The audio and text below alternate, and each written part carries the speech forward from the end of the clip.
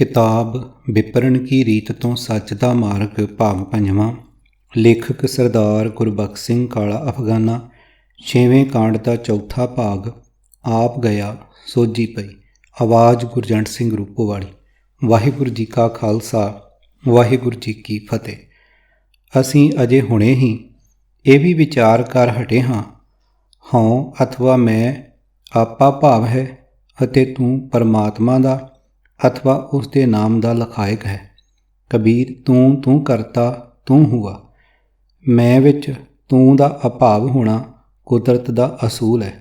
जिथे हों हों मैं है उथे तू दी धुनी उठनी असंभव है। इसे कारण गुरु फरमान है कि हौमे नावे नाल विरोध है, दोए ना वसै एक ठाएं। पन्ना 560। आपा भाव अते प्रभु एक थां नहीं रह सकते। आपे दे माण नाल भरे मनुख नूं अपने अंदरे वास्ते परमात्मा का ज्ञान नहीं हो सकता। हौं अथा मैं सदीवी टिकी नहीं रह सकती। मैं ही मैं दा होका देण वाले राजे महाराजे डाकू लुटेरे असंख्या ही संसार विच आए अते चले गए, पर तू दा भाव सिरजणहार सदा अटल है अते तू नाल जुड़े हुए भी आत्मक तौर ते जिउंदे हन। सो जीवत जिह जीवत जपिया।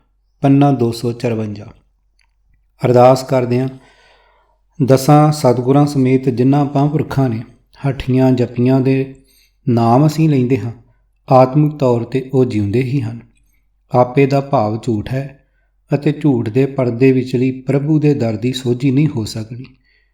ਜਿਵੇਂ ਇਹ ਸੱਚਾਈ ਹੈ ਕਿ ਕਿਸੇ ਭਾਂਡੇ ਵਿੱਚ ਕੋਈ ਹੋਰ ਵਸਤੂ ਤਦ ਹੀ ਪੈ ਸਮਾ ਸਕਦੀ ਹੈ ਜੇ ਪਹਿਲੀ ਵਸਤੂ ਕੱਢ ਕੇ ਭਾਂਡਾ ਖਾਲੀ ਕਰ ਲਿਆ ਜਾਵੇ ਅਤੇ ਪਾਉਣ ਵਾਲੀ ਨਵੀਂ ਵਸਤੂ ਦੀ ਪਾਵਨਤਾ ਅਨੁਸਾਰ ਉਸ ਭਾਂਡੇ ਨੂੰ ਸਾਫ਼ ਸੁਥਰਾ ਕਰ ਲਿਆ ਜਾਵੇ।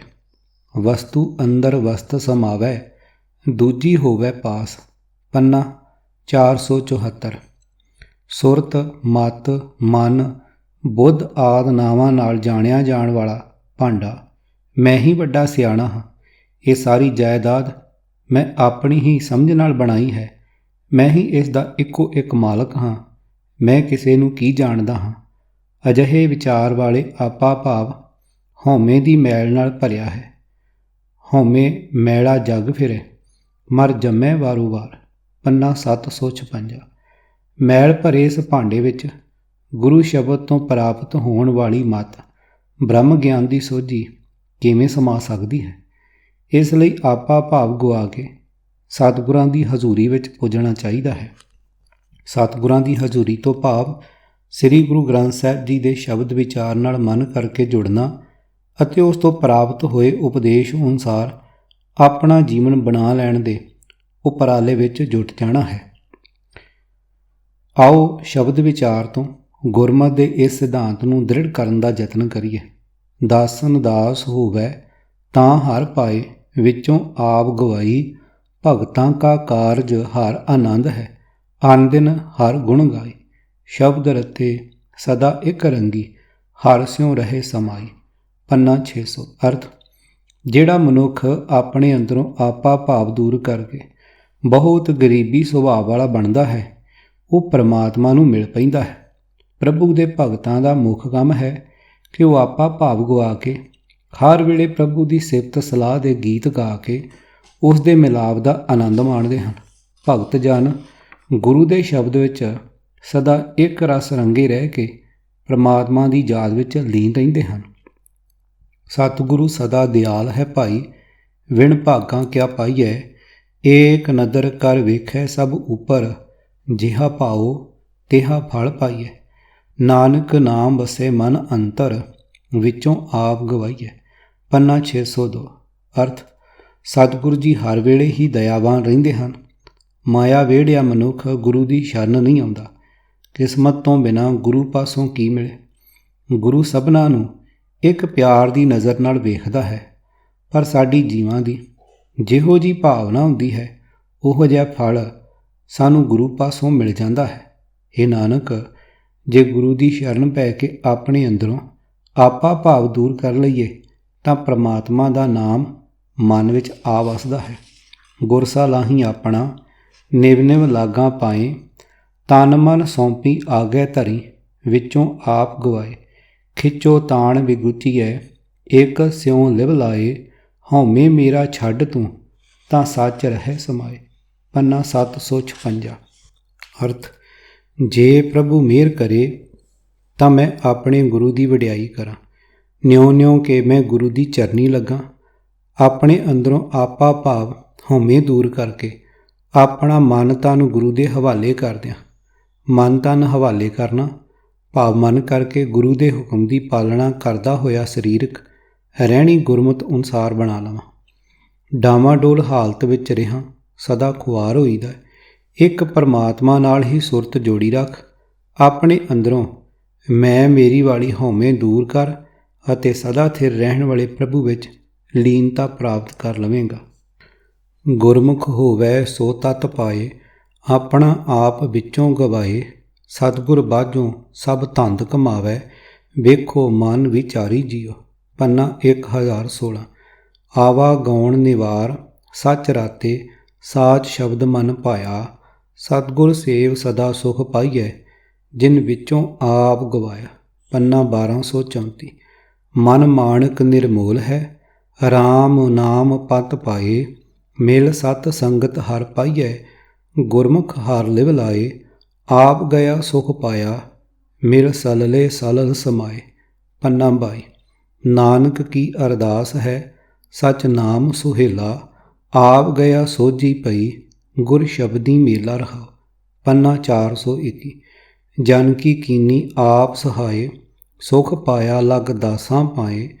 ਆਪ ਗਿਆ ਤਾਂ ਆਪੇ ਪਏ, ਕਿਰਪਾ ਨਿਧਾਨ ਕੀ ਸ਼ਰਣੀ ਪਏ। ਪੰਨਾ 202।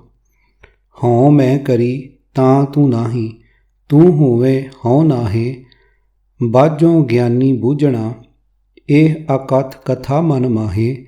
ਬਿਨ ਗੁਰ ਤਤ ਨਾ ਪਾਈਐ, ਅਲਖ ਵਸੈ ਸਭ ਮਾਹੇ। ਸਤਿਗੁਰ ਮਿਲੇ ਤਾਂ ਜਾਣੀਐ, ਜਾਂ ਸ਼ਬਦ ਵਸੈ ਮਨ ਮਾਹੇ। ਆਪ ਗਿਆ ਭ੍ਰਮ ਭਉ ਗਿਆ, ਜਨਮ ਮਰਨ ਦੁਖ ਜਾਹੇ। ਗੁਰਮਤਿ ਅਲਖ ਲਖਾਈਐ, ਊਤਮ ਮਤ ਤਰਾਹੇ। ਨਾਨਕ ਸੋਹੰ ਹੰਸਾ ਜਪ ਜਪੋ, ਤ੍ਰਿਭਵਨ ਤਿਸੈ ਸਮਾਹੇ।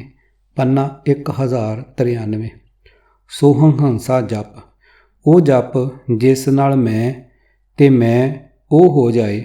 ਉਹ ਸਿਮਰਨ ਜਿਸ ਨਾਲ ਜੀਵ ਤੇ ਪ੍ਰਭੂ ਇਕਮਿਕ ਹੋ ਜਾਣ। ਅਰਥ, ਹੇ ਪ੍ਰਭੂ, ਜਦੋਂ ਮੈਂ ਹਉ ਹਉ ਕਰਦਾ ਹਾਂ ਉਦੋਂ ਤੂੰ ਮੇਰੇ ਅੰਦਰ ਪ੍ਰਗਟ ਨਹੀਂ ਹੁੰਦਾ, ਪਰ ਜਦੋਂ ਤੂੰ ਆ ਵਸਦਾ ਹੈ ਮੇਰੀ ਹਉ ਮੁੱਕ ਜਾਂਦੀ ਹੈ।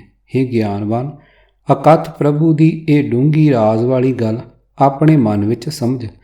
ਅਲਖ ਪ੍ਰਭੂ ਵਸਦਾ ਤਾਂ ਅੰਦਰ ਹੈ, ਪਰ ਇਹ ਅਸਲੀਅਤ ਗੁਰੂ ਤੋਂ ਬਿਨਾਂ ਨਹੀਂ ਲੱਭਦੀ। ਜਦੋਂ ਗੁਰੂ ਮਿਲ ਪਏ ਅਤੇ ਗੁਰੂ ਦਾ ਸ਼ਬਦ ਮਨ ਵਿੱਚ ਆ ਵਸੇ ਤਾਂ ਇਹ ਸਮਝ ਆਉਂਦੀ ਹੈ।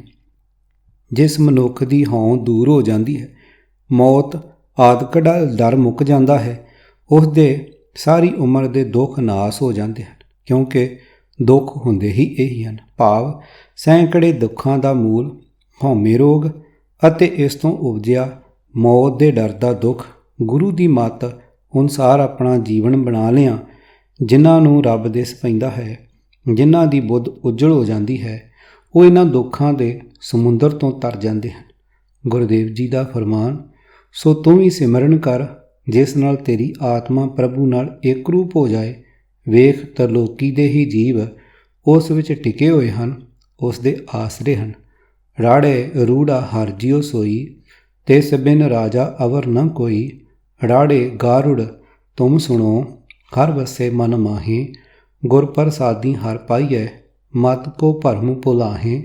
ਸੋ ਸ਼ਾਹ ਸਾਚਾ ਜਿਸ ਹਰ ਧਨ ਰਾਸ, ਗੁਰਮੁਖ ਪੂਰਾ ਤੇ ਸਾਬਾਸ਼। ਰੂੜੀ ਬਾਣੀ ਹਰ ਪਾਇਆ, ਗੁਰ ਸ਼ਬਦੀ ਵਿਚਾਰ। ਆਪ ਗਿਆ ਦੁੱਖ ਕਟਿਆ, ਹਰ ਵਰ ਪਾਇਆ ਨਾਰ। ਪੰਨਾ 936 ਅਤੇ 37। ਅਰਥ, ਉਹ ਪ੍ਰਭੂ ਹੀ ਸਭ ਤੋਂ ਵਧੇਕ ਸ਼ੂਦਰ ਰੂੜਾ ਹੈ, ਉਸ ਤੋਂ ਬਿਨਾਂ ਹੋਰ ਕੋਈ ਭਾਵ ਉਸ ਦੇ ਬਰਾਬਰ ਦਾ ਹਾਕਮ ਨਹੀਂ ਹੈ। ਹੇ ਭਾਈ, ਮਨ ਨੂੰ ਵਸ ਕਰਨ ਲਈ ਗੁਰੂ ਸ਼ਬਦ ਰੂਪ ਮੰਤਰ ਸੁਣ, ਇਸ ਨਾਲ ਪ੍ਰਭੂ ਮਨ ਵਿੱਚ ਆ ਵਸੇਗਾ। ਪਰ ਮਤਾਂ ਕਿਸੇ ਭੁਲੇਖੇ ਵਿੱਚ ਪਏ ਕਿ ਪ੍ਰਭੂ ਗੁਰੂ ਤੋਂ ਬਿਨਾਂ ਪ੍ਰਾਪਤ ਹੋ ਸਕਦਾ ਹੈ। ਪ੍ਰਭੂ ਤਾਂ ਗੁਰੂ ਦੀ ਮਿਹਰ ਨਾਲ ਹੀ ਮਿਲਦਾ ਹੈ। ਗੁਰੂ ਹੀ ਸੱਚਾ ਸ਼ਾਹ ਹੈ, ਜਿਸ ਦੇ ਪਾਸ ਪ੍ਰਭੂ ਦਾ ਨਾਮ ਰੂਪ ਧਨ ਹੈ। ਗੁਰੂ ਹੀ ਪੂਰਨ ਪੁਰਖ ਹੈ, ਗੁਰੂ ਹੀ ਧੰਨ ਧੰਨ ਆਖੋ। ਜਿਸ ਕਿਸੇ ਨੂੰ ਮਿਲਿਆ ਹੈ ਸਤਿਗੁਰ ਦੀ ਸੁੰਦਰ ਬਾਣੀ ਰਾਹੀਂ, ਗੁਰੂ ਦੇ ਸ਼ਬਦ ਦੀ ਵਿਚਾਰ ਦੀ ਰਾਹੀਂ ਹੀ ਪ੍ਰਭੂ ਮਿਲਿਆ ਹੈ। ਗੁਰੂ ਦੀ ਸਿੱਖਿਆ ਰਾਹੀਂ ਜਿਸ ਦਾ ਆਪਾ ਭਾਵ ਦੂਰ ਹੋਇਆ ਹੈ, ਹਉਮੈ ਦਾ ਦੁੱਖ ਕੱਟਿਆ ਗਿਆ ਹੈ, ਉਸ ਜੀਵ ਇਸਤਰੀ ਨੇ ਪ੍ਰਭੂ ਖਸਮ ਲੱਭ ਲਿਆ ਹੈ। ਕਬੀਰ ਤੂੰ ਤੂੰ ਕਰਤਾ ਤੂੰ ਹੁਆ, ਮੁਝ ਮੈਂ ਰਹਾ ਨਾ ਹੂੰ। ਜਬ ਆਪਾ ਪਰ ਕਾ ਮਿਟ ਗਿਆ, ਜਤ ਦੇਖੋ ਤਤ ਤੂੰ। ਪੰਨਾ 1375। ਕਿਤਾਬ ਵਿਪਰਨ ਕੀ ਰੀਤ ਤੂੰ ਸੱਚ ਦਾ ਮਾਰਗ, ਭਾਗ ਪੰਜਵਾਂ। ਲੇਖਕ ਸਰਦਾਰ ਗੁਰਬਖਸ਼ ਸਿੰਘ ਕਾਲਾ ਅਫਗਾਨਾ। 6ਵੇਂ ਕਾਂਡ ਦਾ ਚੌਥਾ ਭਾਗ। ਆਵਾਜ਼ ਗੁਰਜੰਟ ਸਿੰਘ ਰੂਪੋਵਾਲੀ। ਵਾਹਿਗੁਰੂ ਜੀ ਕਾ ਖਾਲਸਾ, ਵਾਹਿਗੁਰੂ ਜੀ ਕੀ ਫਤਿਹ।